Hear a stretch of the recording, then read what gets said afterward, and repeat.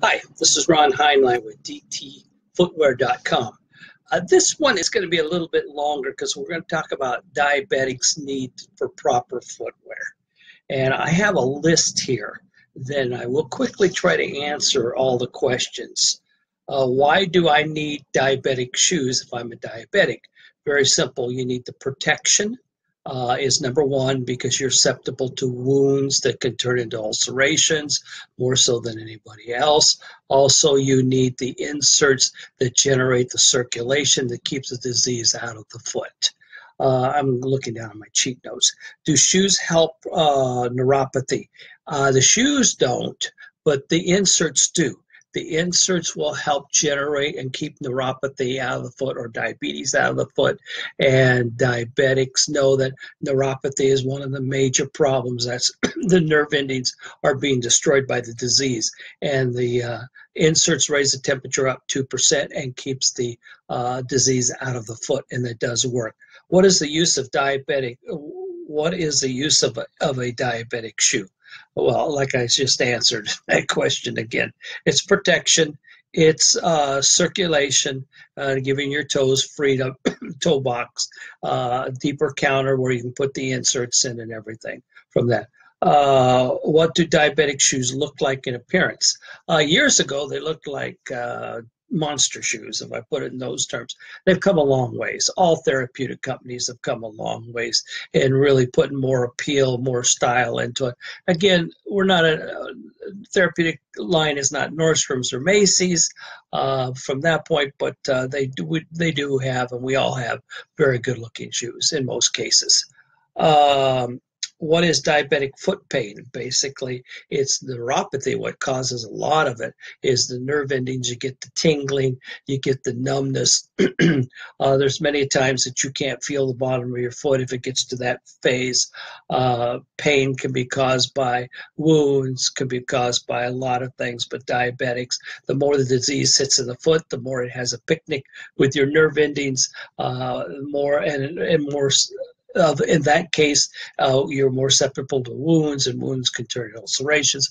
Ulcerations can turn into, if not treated, can turn into amputation. What is an ulceration? An ulceration is a wound that has now been infected. That's the simplest layman's way of putting it. Make sure you always check the bottom of your foot. A lot of people cannot, because you can simply see if there's a wound there and get to your podiatrist and get it treated. Because if it turns into an ulceration, we have some problems if it's not treated. Can diabetic experience amputation? Yes. That's why in Medicare, the government passed in 1995, a law, shoes, because amputation was getting overwhelming in diabetics and got very costly with from A to Z, and through the introduction of proper diabetic shoes with inserts, they have actually the number of amputations has declined from there. What is a wound dealing as a person with diabetics? We've talked about poor circulation and what causes the problems. Poor circulation is just, it causes swelling, edema, it causes irritation, it causes a form of neuropathy can develop because the disease can't go back. The inserts do work. They help for swelling. They help for neuropathy that I just mentioned. They help generate circulation because they raise the temperature up 2%, and most of our nerve endings are on the bottom of our feet, and that's what generates the circulation from there. A tingling in the feet, does it have any kind of meaning? Yeah. It normally means that your disease is just eating at your nerve endings and destroying them. Numbness is another indication of neuropathy. What does a diabetic, why does diabetic shoes not need no seams? You are susceptible to any irritation as a diabetic. With seams in there in a shoe, you can start movement, start irritating, create a wound, create a bruise that can turn into a wound and go down through the whole cycle. And all diabetic shoes have to be seamless. Okay. What does a diabetic need to? Okay, we have introduced a 7-ounce program. It's been very successful. And people ask me, well, what deal about 7 ounces? The older you get, the harder you have picking up your feet. And if you're in a walker or anything of that nature, then you need the lightest weight shoe. We all need lightweight shoes. Our weight changes. Like I said in one video, let's try this again. One video. I said that at one time I wore a size 32 pant. Well, I won't tell you what I wear now, but it's not no 32. So we all do change. We all do change.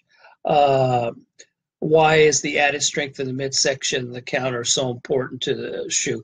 Is I've told you this in a number of videos. You're not moving this way and this way. You're only moving forward.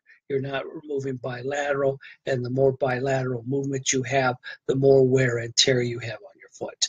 You can double or maybe triple the amount of wear in a day's time if you've got both the movements. Why are these heat moldable inserts so important in the total success of helping people with diabetic? We pretty well told you.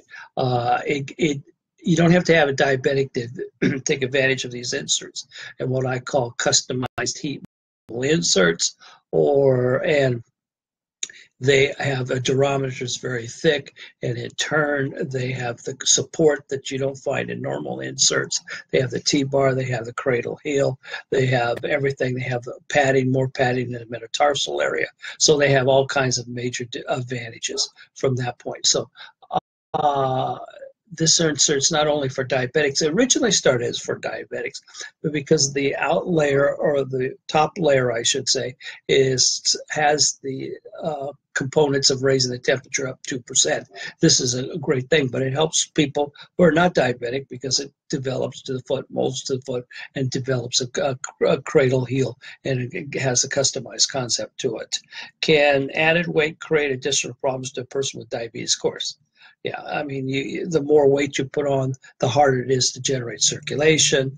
The more weight you put on your feet that generate problems, can fall in arches, even Charcot can generate from that aspect, and so on. So these are some of the questions that we receive all the time in our medical field, and I like to pass it on to you guys and just let you know that, a diabetic does need the proper footwear, especially inserts. Everybody thinks it's the footwear. The footwear is important, but without the inserts, without these inserts, you do not have a comfortable shoe in many cases, and you have a shoe that will definitely be appropriate for a diabetic to generate. You have to, in the Medicare world, they provide one shoe and 3 sets of inserts. Those inserts are changed every 4 months. We've kept this going into the website because it's basically for diabetics, for people who needs the sizes, the widths, and everything else from that point. So I hope this helps you a little bit more about the understanding between the marriage of being diabetic and the marriage of having the proper footwear. And if you need more information, have any other questions, you can go to the website at www.dtfootwear.com. Look at many of the videos that we've got. We've got close to 180 some videos, and some are live. A lot of them are professionally done. I like the live because I can screw up and still talk to you one-on-one and not have a production crew on me and have to edit and do this and that and everything else from that point. So thank you for listening to this. I hope that I hear from you, and God bless you.